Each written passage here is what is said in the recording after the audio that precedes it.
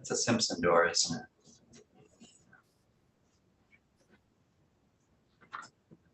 And we are now live, Senators. Good afternoon, everybody. Welcome back to Senate Institutions. We have the same players we spoke about earlier. We're going to be shifting gears now to talk about Section 4 of the Capitol Bill, dealing with historic preservation, Lake Champlain Maritime Museum. Laura Trishman from the Department of Housing and Community Development Historic Preservation Officer. Jamie Duggan is back with us as well. Scott Dillon, Susan Evans McClure, and Chris Sabak. You've all been here once before. And we're going to now talk about the actual dollars we are seeing in the Capitol Bill that we now have and we did not have the last time that you were here. I'm going to let the floor go to Laura first to talk about what you see, whether there are any concerns, and then we'll pick up the conversation from there. Laura, welcome back to Senate Institutions. That is you I see on the screen. Are you able to say something so we can hear you? We can hear you now. Thank you. Okay. Now I can hear you. That's okay. Forget it. Welcome back. Thank you very much. Everybody else looks like they're nicely ensconced in their localities. You look like you're in the industrial section of the state somewhere. Yes, we are at National Life. It is collaboration day for our department. I see. We're going back to Section 4 for committee purposes. And I'm trying to get an update, Laura, from you as to what you see and whether there are any concerns. I see a very nice increase in major maintenance for the state historic sites. Yeah. Uh-huh. Okay. We appreciate that. We've also put together language that's in the Capitol Bill for doing conditions assessments over the next 5 years, prioritizing those resources. And that's what some of this money goes to. Are you able to tell us about that?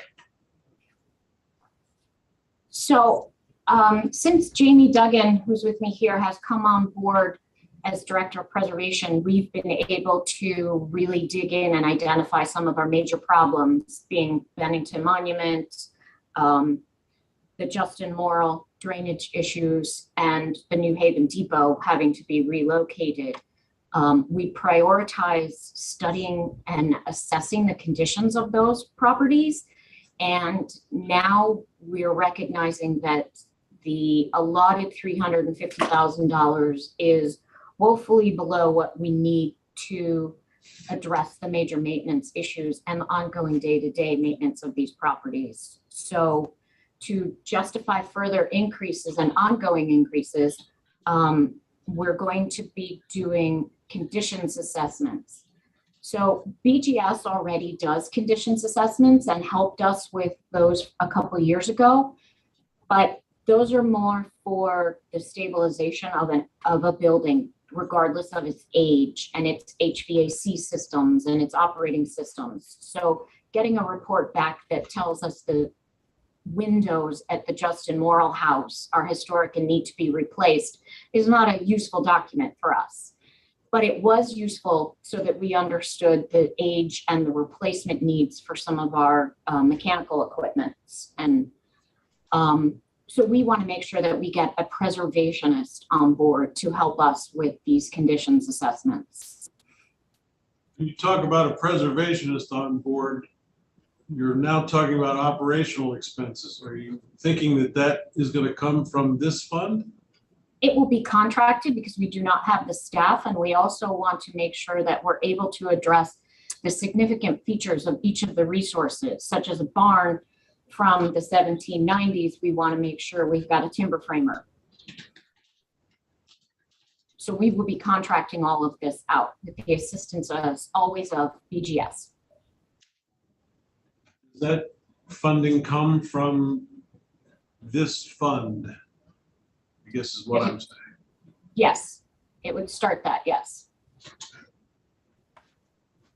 Okay, So Chair, just so I'm good, go ahead, Russ. so the governor proposed 350, they went all the way through 350, and then the House proposed adding $333,000 more to major maintenance at all sites, annual appropriations. Is that correct? Well, if I'm reading the way this is set up, Dan, maybe I should have you walk through that and tell us exactly how we're supposed to be looking at this. Yeah, the Intergerson joint fiscal, that is correct. The administration had originally asked for 350,000. I believe, I wasn't there for the testimony, but I believe when the House committee heard from ACCD, they had raised some other potential expenses that the House wanted to prioritize. And I think a part of that was due to overages on existing projects, but I don't have those exact details, but yes, I would read this as the House identified 333,000 of additional needed and they added that.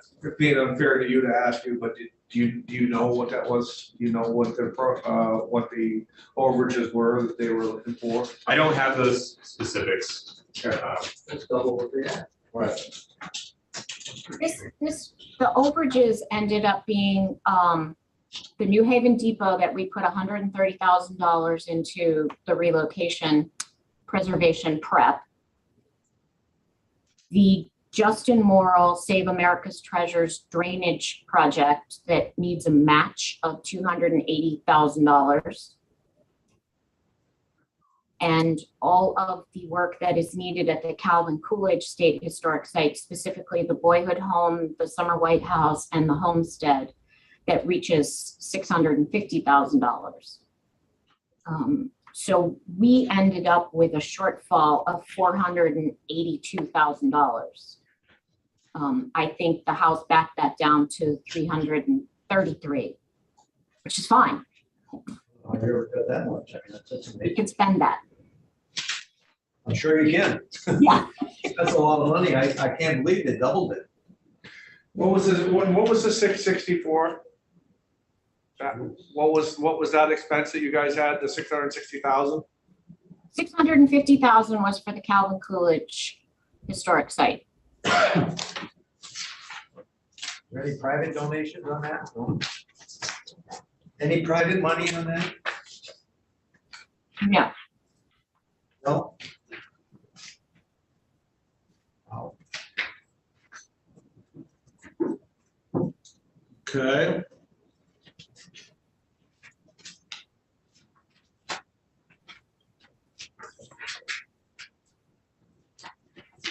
Anything else you want to tell us? We're learning about our documents for the first time, so.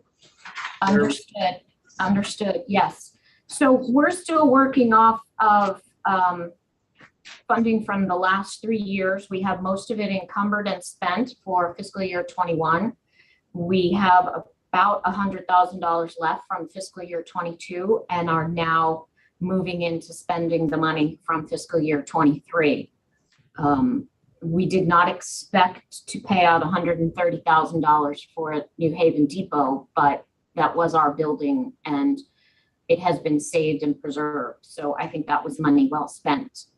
And then we have $167,000 encumbered for the conditions assessment at the Bennington Monument. Structurally, the monument is becoming more and more fragile each year. So this year-long study is belated, but extremely necessary and is going to inform not only public safety, but how we end up using the monument going forward and the funding that we're going to need moving forward for the restoration of the structure. And that will include some grants, federal dollars, bake sale, anything. Okay. What type of visitors, the number of visitors do we get to the Coolidge site? Do you know that off the top of your head?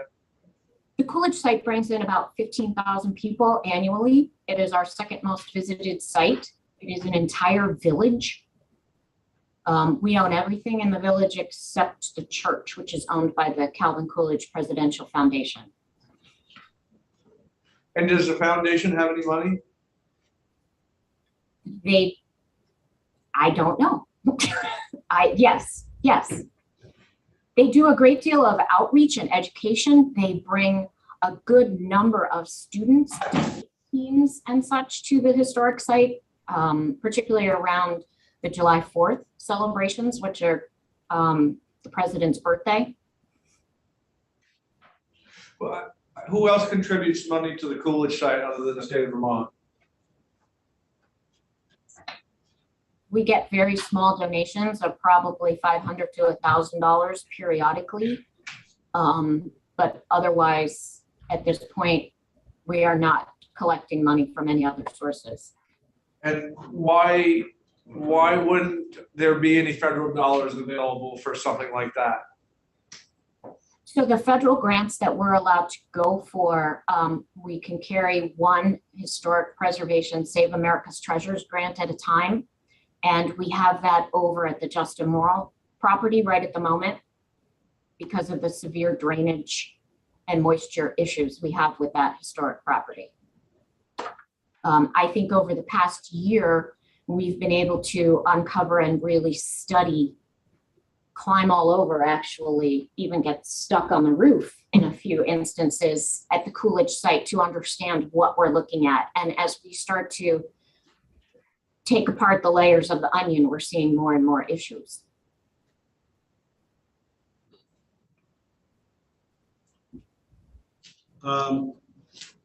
Moving down the line, underwater preserves. Laura, do you actually oversee the expenditures there?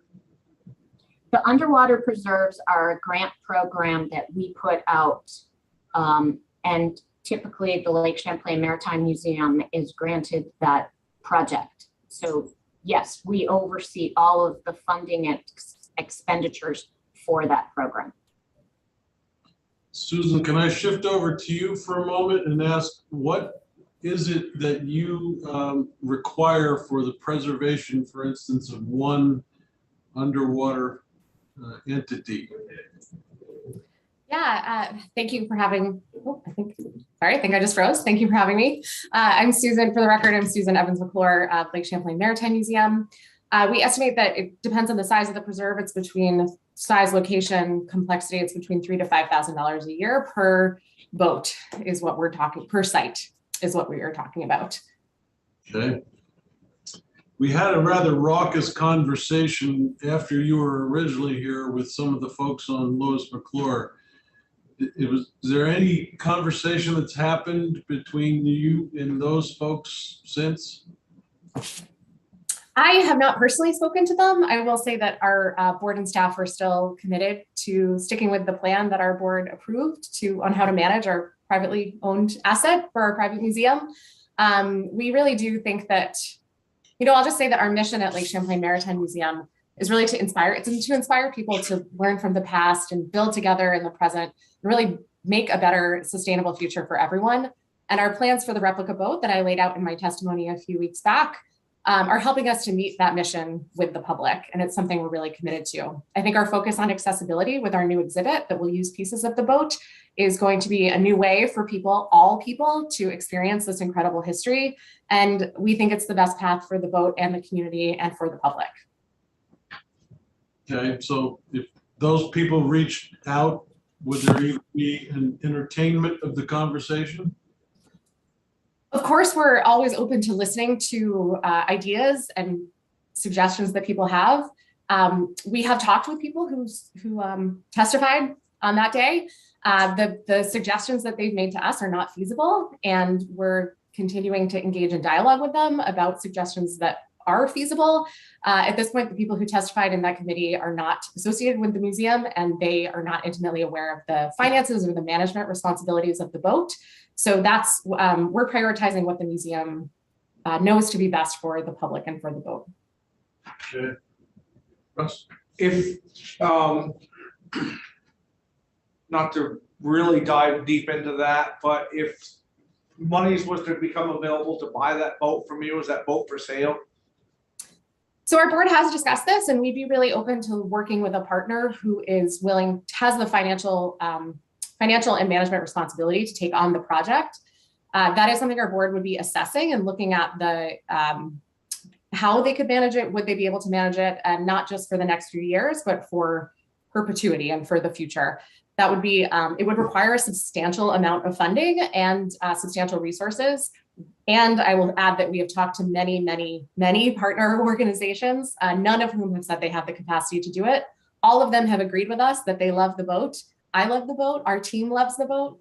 And we have not found an organization that has the capacity to do that or the interest. So you're committed to preserving the boat into perpetuity, and to the Maritime Museum, and I mean, it's important to you.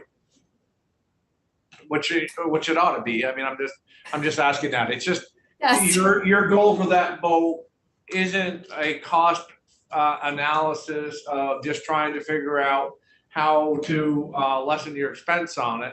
That boat is part of what your plan is to preserve history for the museum and for people for generations forever to see. The museum is committed to telling the story of canal boats as part of the important work that we do. It's our maritime history, and that's what we do. We are going to be doing that in a new exhibit. So yes, we're not going to stop talking about canal boats with the retirement of the Lois McClure. And I will say, to your question about, was it funding that influenced the decision? This has been a process over the past several years that our board and staff have undertaken. Our board, they looked at the cost of the immediate repairs that were suggested by the shipwright last summer, the repairs that the shipwright said needed to happen to keep the boat on the water. They looked at that. They looked at the annual cost. They forecast out what it would cost to do rebuilds every 3 to 5 years. We looked at the funding landscape of who is supporting these kind of projects. And we really tried to assess the needs of the community. I think this focus on accessibility, the shift that we're making, is important, and it's the right one. That boat, many people have been on that boat, and it's incredible. And we know that the landscape around that is changing. The landscape of the way people learn history is changing, and we are being responsive to that, which is a responsible decision as an organization. Thank you. Chris, I see you on the screen. I don't know if you wanted to chip in there anywhere along the way. Hi, this is Chris Savick. I'm the Director of Research and Archaeology at the Lake Champlain Maritime Museum.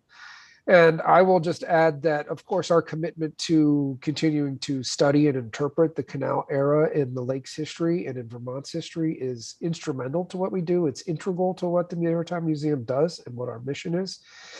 And I think that is best reflected in our work with the preserve system, which many of the sites included in the preserve system are canal boats, some of which are sailing canal boats upon which the Lois was modeled. So incorporating the components of the Lois into a display that continues to share that history with the public for the long term is just a continuation of our efforts to this point, but in a different manner. Anybody have any questions? Okay. Jamie and Scott, I see you on as well. I'm not sure if you have any additional information you'd like to provide here. Nothing for me at this time.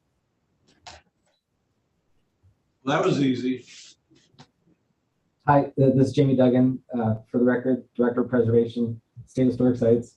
And yeah, we're on a few of our other projects, we are exploring some potential federal dollars related to the celebration of the 250th anniversary of the War of Independence. And so at the Old Constitution House, we're pulling together a project that is a federal grant with no match, which is great thing for us to explore. And we'll be looking to do some building monitoring and dealing with the environmental conditions inside. We're having some issues with moisture and management of that with the impacting the collections in the building. So we're going to be looking at that some design work is allowable under that grant as well. So we're hoping to be able to package most of that through that federal grant source at the National Park Service. I think that actually makes a good point. Thank you, Jamie, because most of the federal grants that we get have to be matched. So to get any significant dollars, we've got to put in significant dollars. And our major maintenance at 350, for example, the Justin Morrill project is taking 280 out of the 350 already.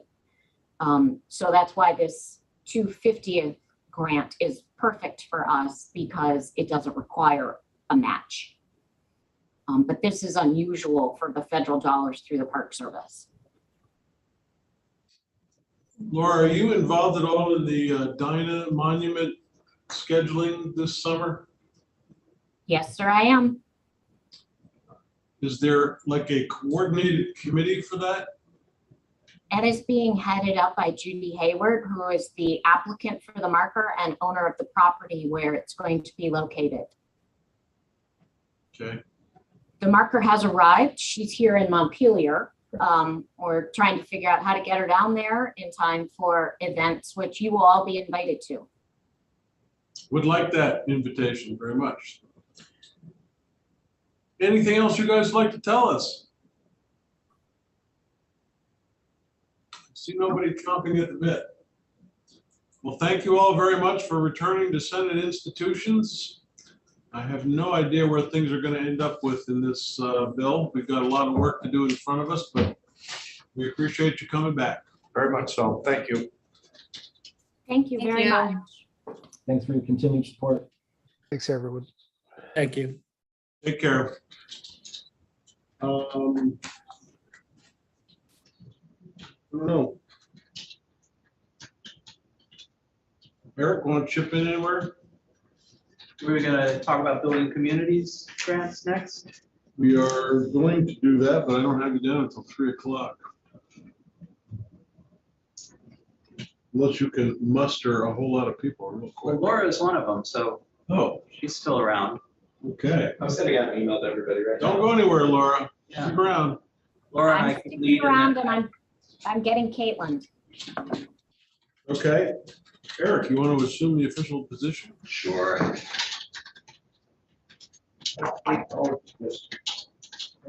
Planning space modification for $1 million.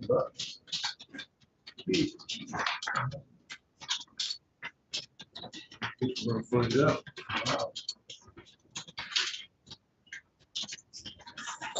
Hi, Eric. Welcome back. We're now on section 5 of the capital bill. I said you're only available for section 2. Well, with exceptions in some sections.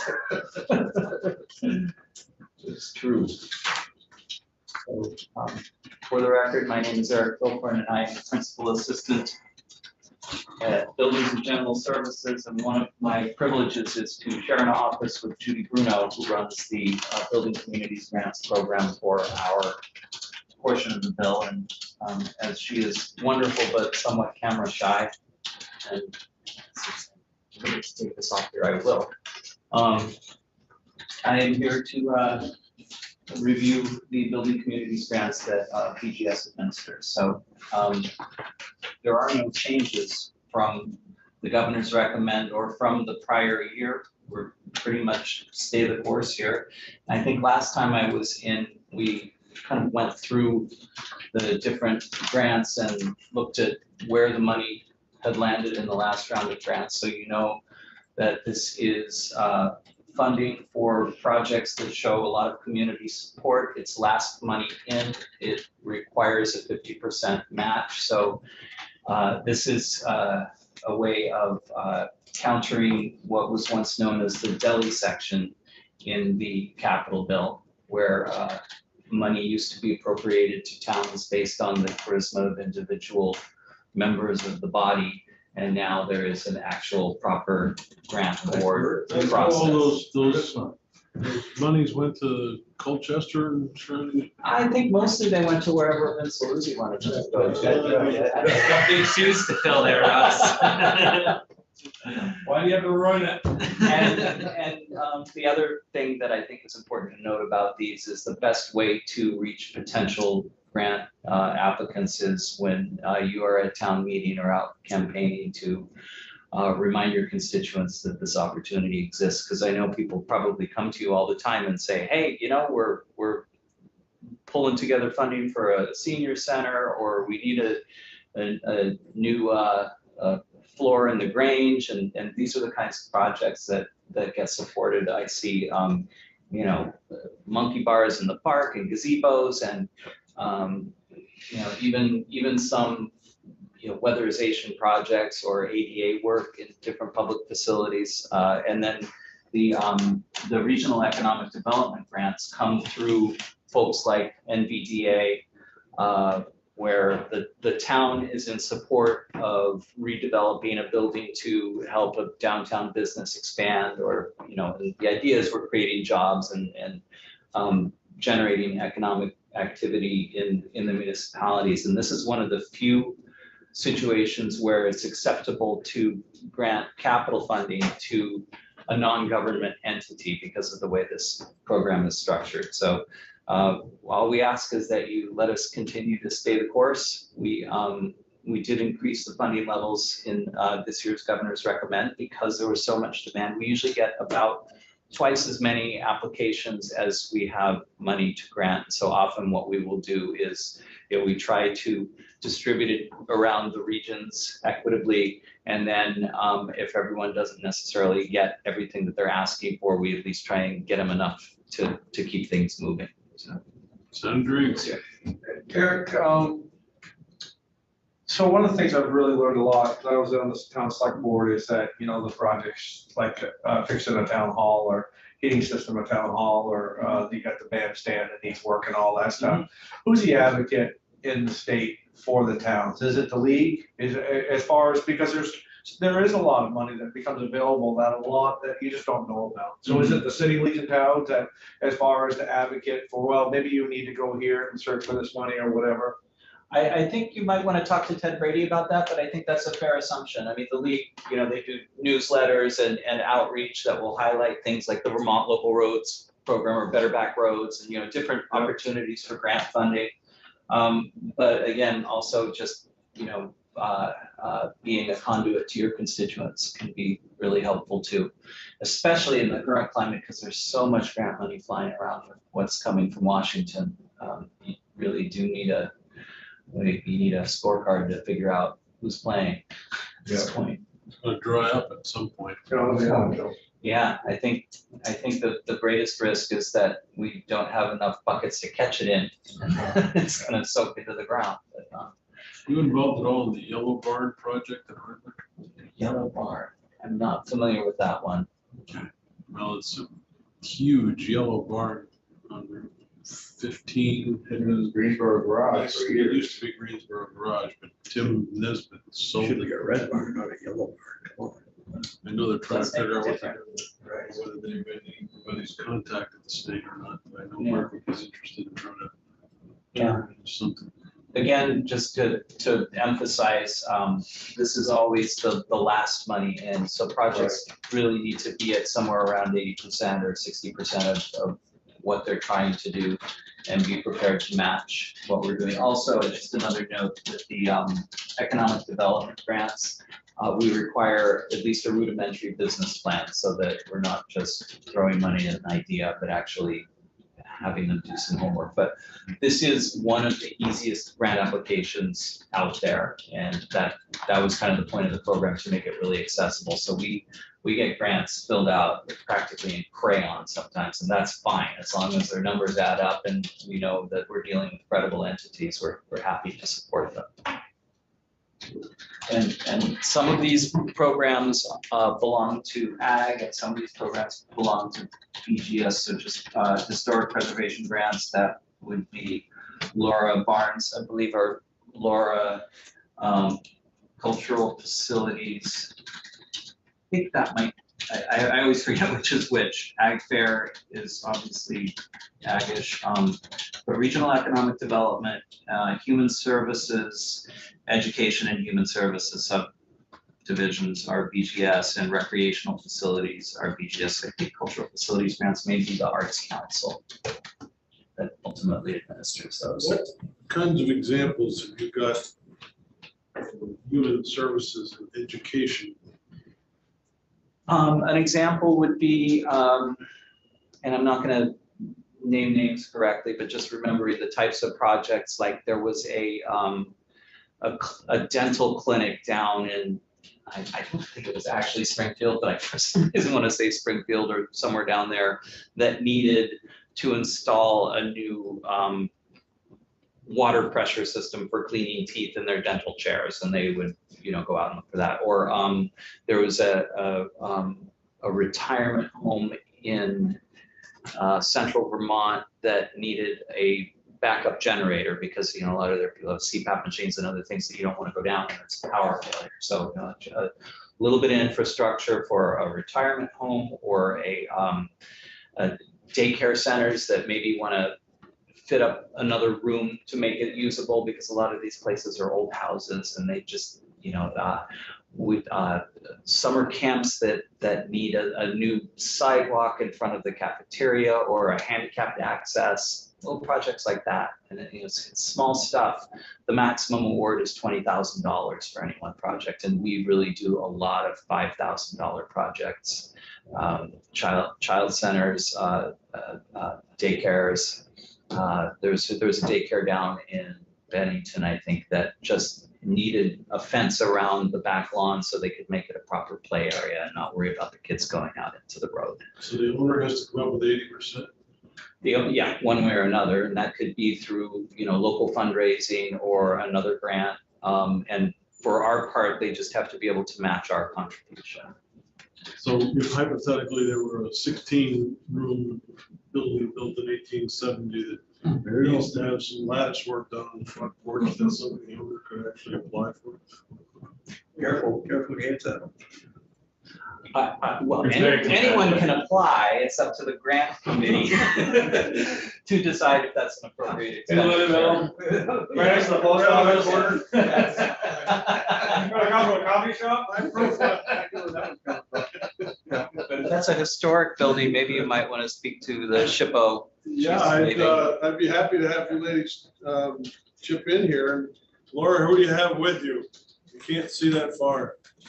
I have Caitlin Corkins, who is the administrator for these programs. I would say that most of what Eric just said, they're oversubscribed. There's a great deal of pressure, a great deal of interest. We get calls all the time asking if we've got some funding for municipal and agricultural and nonprofit organizations for their buildings. We usually come in as a piece of a larger project, either at the beginning or at the end. And I think this little bit of funding makes a huge difference, and we often see repeat customers. Caitlin, do you wanna? Yeah, I mean, if you want to know a little bit more just about the numbers, in our most recent round of funding, for the historic preservation grants, which are the ones that are available to municipalities and nonprofit organizations. We had 41 applications this past year, with about $640,000 in requests for the 300,000 that we had available. So we were able to award 20 projects this year. So, about half of the applicants that came in were successful. And that's pretty typical, that, we definitely have a strong demand. Looking at the barn grants, which are for anybody who owns a historic agricultural building. It could be a municipality or a nonprofit, but also just individuals and businesses, active farms. We had 50 applications this year, over $670,000 in requests, again, with $300,000 available. So it was a very competitive year, even with the increase that we had for funding. What are the parameters for how you decide who's going to get what? So we have a set of scoring criteria for each of the programs. And all the applications are reviewed by the Vermont Advisory Council for Historic Preservation. So they score all the individual applications, we tally all those numbers, and then we fund the projects in rank order until we run out of money. We're looking at a number of different things. They are slightly different for the two programs, I will say. But broadly speaking, we're looking at public benefit as a major component. We want the applicants to talk about how their project provides benefit to the public, since this is state funding that is being provided. We want to know about their budget and make sure that they have a realistic budget, so that we're confident that the project can move forward if the funds are granted. We do, for the barn grant program, we do look at whether or not the barn is in active agricultural use. And if so, they get a little bit of a bump in the scoring system. So I mean, I'm happy to provide you with the whole scoring criteria. We have it all written out, and I'm certainly happy to provide the committee with that if they're interested.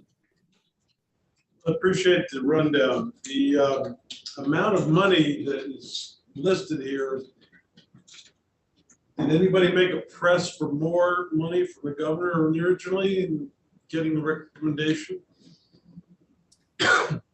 We did have that conversation in this transition year, second year biennium that I was looking for, right? This in between year. But we had just received a bump up to this 300,000. So we wanted really over these 2 years to see how it was playing out, particularly with COVID and construction restraints and material shortages. So we are seeing a notable increase. And I think together with BGS and the Arts Council, we're looking to ask for an increase definitely in the governor's budget for next year. Anything else you folks want to tell us on this particular subject? Does the money, can I go ahead? Sorry, Joe. Does the money go fairly quickly? I mean, does the money last, or does it go out through? How fast does the money go? Well, so the applications are, at least for our programs, are awarded on an annual cycle. So all the money gets awarded at the same time. In terms of how fast the projects are completed, that varies. And it has been a particularly tough year, I would say, this past year, just because of COVID and the sort of backlog that created in the construction world. So that there have been several projects that have been delayed because the contractor got delayed or the materials weren't available. So the money's been going out a little slower than normal because of that, but it has all been promised and then some to projects. So it has been promised. So if somebody missed last year, do they automatically get put forward if the project is still in need, if it wasn't completed, or do you see that? Do you see carryover projects getting another application submitted? Yeah, we don't automatically carry them over, but we always encourage people who are not funded to come back to us. And that's actually one of the things I do pretty frequently, is work with people that were not successful to try and improve their applications so that they would be successful in the next round. And there's usually several reapplications each year, projects that we see a second time, and those are often successful if they come back to us a second time. We do the same. There are a lot of repeat applicants, people like the Howard Center and COTS and all of the usual suspects of human services agencies do come to us on a regular basis. And we try, if someone got an award the previous year and they're applying again, they probably won't get it the next year, but the following year they could come back and potentially have a shot at it. So we got to spread it around. Exactly. Yeah. Is there an application fee? No application fee. And Nope, not for us. and our deadline was July 30th, and I think we've pushed it out into September now to give people a little more time. But yes, the grant committees sit down over the course of a week or two, and we award all of the money. And it goes pretty fast, actually, because we're the last money in. It's usually like the thing that gets a project going. And so just looking back at, for the repo committee and capital money that has been expended, it tends to go out, faster than state projects sometimes. Did I just say that? Well, it takes the pressure off a lot of individual senators or representatives. This way, there's a place they can go. Yeah. And you don't hear them complain much. They're happy what they get. Mm-hmm. And I'm happy when I drive around the state, I see the places that have received the grants. I was driving up through Pittsburgh the other day, and there's a chicken restaurant that was trying to expand. I think they were adding a bakery to their facility, and we got them some equipment for that. And just seeing the sign and going, oh yeah, we helped them. Yeah, free chicken. Ask Butch.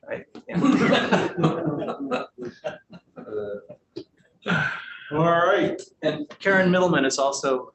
I see Karen has joined us. Welcome, Karen, back to Senate Institutions. Glad to be here.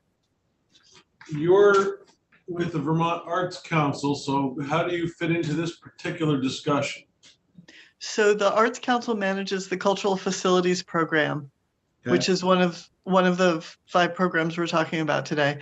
And I know you've heard from Michelle Bailey on my staff earlier, and I'm sorry I jumped in late, so I didn't hear what you've asked us all to talk about. I can give you a snapshot of the program if you like, and then answer questions. Yes, please. Okay, terrific. So for the record, Karen Middleman from the Vermont Arts Council. And as I said, we manage the Cultural Facilities Grant Program. It's one of many grant programs that the Arts Council manages on behalf of the state as Vermont's designated state arts agency. And we see this program in particular, the Cultural Facilities Grant Program, as a really critical part of building and sustaining our state's cultural and social and economic infrastructure. These grants are administered by us in collaboration with our colleagues at the Historical Society and Division of Historic Preservation. And as I think you all know, the grants go to nonprofit organizations and municipalities to expand their reach, their safety, and their accessibility, and to ensure that their cultural activities are accessible and open to as many people in Vermont as possible. Since 2001, thanks to this program, we have made 326 grants totaling $3.6 million that have supported town halls, museums, granges, community art centers, and theaters and municipalities all across Vermont. The grants support improvements to the physical facility related to 3 overall priorities: safety, hazard mitigation, and accessibility. So that can be things as simple as an upgrade to an electrical wiring system, or a new sprinkler or fire alarm system, or far more complex projects involving ADA compliance, such as accessible restrooms, elevators, walkways. It can also include HVAC renovations to improve air quality. In 2014, we started collecting grantee data for the first time in our final reports, asking about the number of local Vermont vendors who were supported to do the work as part of the improvement to these facilities. Out of the 422 businesses that were paid in that period, 77 were local Vermont businesses, such as electricians, HVAC companies, plumbers, contractors, et cetera. So that gives you a glimpse of some of the economic impact of these grants. Our funding also really helps cultural organizations to leverage private funds. We require a one-to-one match, but typically grantees leverage closer to $3 for every dollar of public funds that we award. And I can say, along with my colleagues, that the need for this grant program continues to far outstrip the available funds that we have. We've seen a steady increase in application numbers over the past 5 years. In the last grant year, in fiscal 22, we received 35 requests for funds totaling $737,000. And as you know, we had 300,000 available to award. So even with the substantial increase, which we're very appreciative of, we continue to turn away a huge portion of our applicants. In the last 5 years, we've seen a 59% increase in the number of applications submitted at each deadline. Some of the requests recently have been clearly related to addressing needs related to the pandemic. So for example, we gave a grant to the Vermont Youth Orchestra at the Ellie Long Center in Colchester. They received $7,000 to support installing Ethernet ports and also new audio and video equipment to allow them to stream performances at the Ellie Long Center. As you know, performance venues, many of them across Vermont, were shut down for as long as 18 months due to the pandemic, and they had forced them to be pretty creative when it comes to reaching audiences. What this grant has enabled Ellie Long to do is to purchase and install equipment they need so they can live stream their performances and events. And they've also offered musicians and audiences for smaller arts organizations that use their facility, a way to have that live performance experience, even when we were shut down during COVID. A lot of our other grant requests, I will say though, are for fairly routine things that just reflect the needs of aging cultural infrastructure. Our buildings continue to be in need of electrical upgrades and wiring and lighting and all kinds of safety repairs just to make them accessible and safe. And I know that every year when Michelle testifies or I testify about this program, we talk about how important it is for Vermont to invest in our cultural infrastructure alongside roads and bridges and broadband. I think that need has really been brought into stark relief by the pandemic, when we're all missing gathering together in public spaces for arts events, for theater, for live performance. And also our communities are missing the economic activity and the economic boost that those cultural spaces generate. Many of our museums and libraries and theaters and town halls are buildings that Vermont has already made a considerable investment in. For decades, as you know, both state funds through these programs and considerable private funds have been invested to preserve and renovate these facilities. And so watching them age and lack the ability to the investment to carry them forward into the future is frankly, it's painful. So like my colleagues, as I came in at the tail end of Caitlin and Laura, of you talking, but like my colleagues, we plan to request an increase in the budget in the next biennium, just looking forward to and seeing the continuing need in the cultural sector. So I think I will stop there and happy to take any questions that you might have. Senator Ingalls. So for, it's not that you guys are in direct receivership of them, but what's the climate out there as far as private investment or private stewardship of putting forward monies to, what are you seeing now in the climate? What is it? Is it increasing? Is it still the same old people that are contributing, or what's the climate of that? That's a really interesting question, because I think I've seen two things that are very different. And one is there's been a remarkable increase in philanthropic giving in Vermont, and that's mirrored nationwide. People who are traditional donors to arts and cultural organizations have increased their donations, just I think out of awareness of how great the need was during the pandemic. So that's one definite trend, but there are two huge caveats to that. It's been incredibly heartening. It's really been a lifeline, along with the public funds that our organizations have received. It's been an absolute lifeline that's helped a lot of organizations to stay afloat. But two caveats. One is most of those were one-time gifts. So an individual stepped forward and really maybe doubled their gift to a theater or museum or town hall, or made a one-time gift to an organization they never supported before. That was, as I said, because they recognized how desperate the situation was during the pandemic when venues were closed down. That doesn't mean they're going to be able to make the same gift in 2023 or 2024. So the first caveat is that most of those were one-time gifts, and that's reflected in national data on philanthropic giving, not out beyond Vermont. But the other thing is the kinds of improvements that I'm describing, like upgrades to your electrical wiring or needing to make a bathroom ADA accessible, those are not very appealing projects for most donors. They're the hardest dollars to raise. Facility improvements are among the hardest dollars for any cultural nonprofit to raise. They're just not, forgive the term, they're not sexy. They're not appealing for a donor who might want to put their name on a wall. No one wants to see the Karen Middleman ADA accessible bathroom on a plaque. It's just not appealing to a lot of the donors who give most generously to our cultural facilities. So I will say that the dollars that you all give, that the public funds are absolutely critical. 10% of real estate funds. Easy. Karen, I'm going to ask you the same question I asked Laura earlier. Did the Yellow Barn in Hardwick get a grant through you? I will have to look that up. I know, because I don't want to give you the wrong information. Let me look it up and get back to you.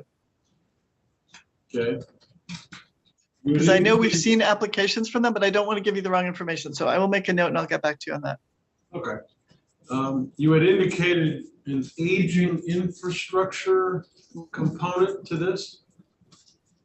Does that mean like Senator Maza could get a grant?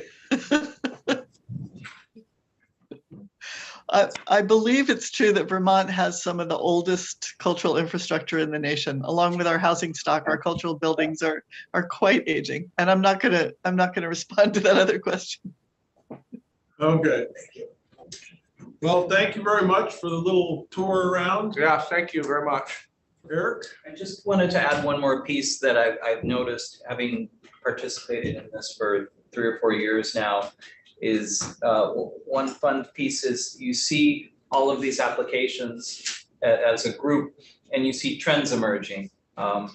It's obviously the past couple of years there were a lot of HVAC requests, outdoor classrooms, gazebos, people trying to develop outdoor spaces in COVID. But what I also saw was a growing number of breweries looking to expand and looking for capital equipment investments. So every year there are 1 or 2 or 3 things that kind of rise to the top and go, oh, that's where downtowns are headed now. That makes sense. So it's kind of good anecdotal data about what communities are thinking about. Interesting. All right, folks, we appreciate you coming by.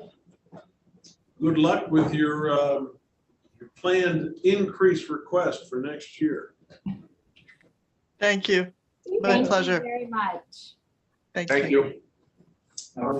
Eric, I was looking for Laura Ginsburg. Don't see, haven't heard. She is not feeling well. We're going to bring her testimony in before the baking testimony with the rest of the departments coming. Okay. I believe that wraps up our official business for the afternoon. So thank you all very much for coming. All right.